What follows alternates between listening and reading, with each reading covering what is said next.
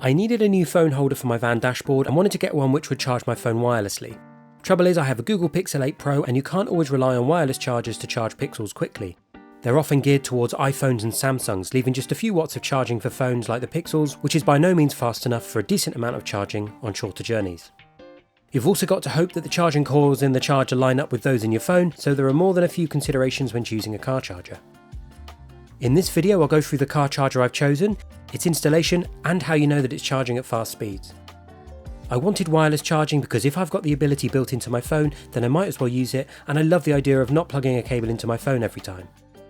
I've found this 15 watt wireless car charger from CHGeek, which promised fast charging for Pixels as well as auto clamping, and managed to get it off Amazon for just £24. I've got an affiliate link to it and everything you might need for the install in the description below if you're interested.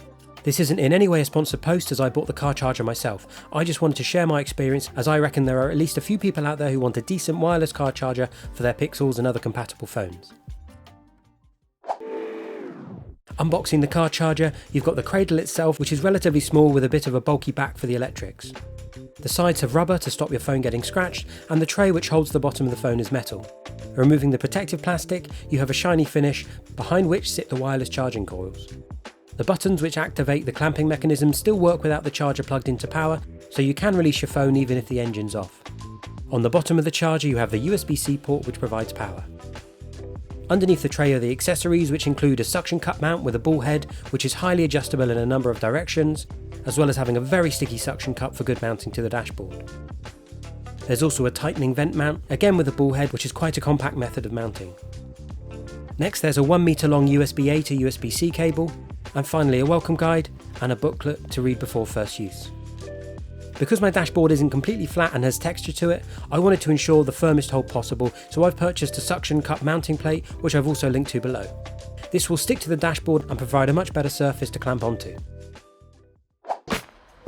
Talking of installing the phone holder, let's do just that, and although you can put these in many places on your dash, I prefer mine tucked in the right hand corner as I have the lovely Carperai W903 dashboard console in the middle of mine at the moment. The first step is to wipe the surface down thoroughly to get the best adhesion, and then I could look at mounting.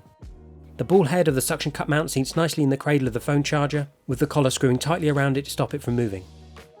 Next I could grab the mounting plate and, whilst you don't have to use one of these by any means, I thought it was a good idea to get the best hold to my dashboard.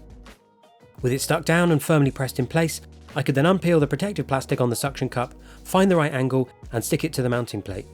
Pressing the lever down holds it all in place. Whilst it is a suction cup, it relies on stickiness as much as suction for a super strong bond and, whilst not permanent, would take quite a bit of effort to remove. With it in place, the next step is adding power to the phone holder, and whilst you could use the included USB cable, I know that my phone will be quite far away from the USB port, so will require a longer cable, and I don't want a visible cable trailing across the dashboard behind the steering wheel. Previously to this install, I routed a USB-C to USB-A cable through the dashboard trim, down the door arch, along the footwell trim, and then down to the 12V port and my USB adapter. I bought one separately as you don't get one included with the phone holder. Just make sure you get a QC 3.0 rated one, which will provide enough juice to power the holder. I used a set of handy trim removal tools which I'll link to below, and these ensure you can pop off bits of trim without doing any damage. It's well worth it in my opinion and keeps the dashboard free of wires.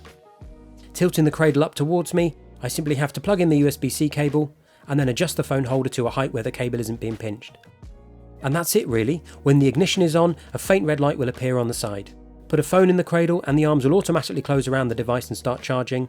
Press both or one of the buttons on the side and it will open up again. But how do you know that you're getting good charging speeds from your device? Charging speeds were a major concern of mine when looking for a wireless phone charger, so with the CHGeek one set up, I decided to do a little test to see what speeds I was getting. Thanks to my trusty All Powers battery pack, which has a screen showing power usage, I was able to plug the phone holder in, and although it started at 7 watts charging, after a few seconds it increased to 13 watts and stayed there permanently, which I'm pretty happy with. For reference, the Google Pixel 8 Pro can charge at a maximum wide speed of 30 watts, up to 23 watts wireless charging with a desktop Google stand, and up to 12 watts with other third-party wireless chargers. I can't vouch for the accuracy of the battery pack screen, but it certainly looks like we hit the upper end of the relevant charging capabilities, which is great. I assume you'll be able to get the full 15 watts on other phones, but I don't have any different devices to test here.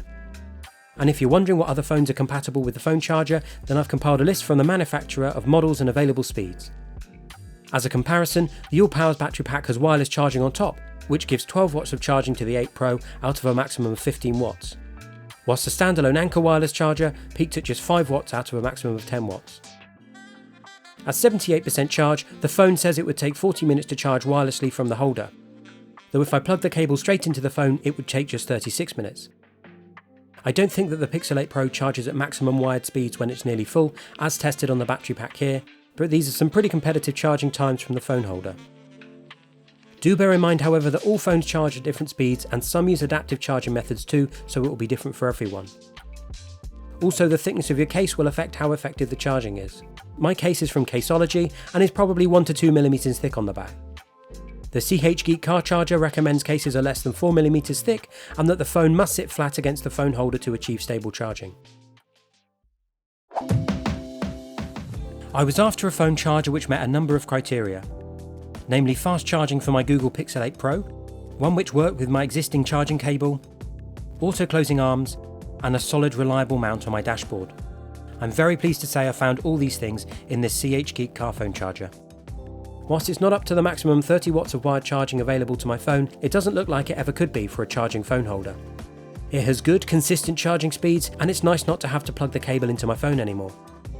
I've bought desktop wireless charging stands in the past with which the built-in charging coils just don't line up with the phones and so barely charge the device, or you have to have the phone at funny angles to achieve charging. That's not the case here, thankfully, as this charger lines up perfectly every time and makes the charging connection whenever I put the phone in the cradle or turn the van on. The bottom line is it's a sleek, unobtrusive and practical phone holder, which I think is a great addition to my dashboard.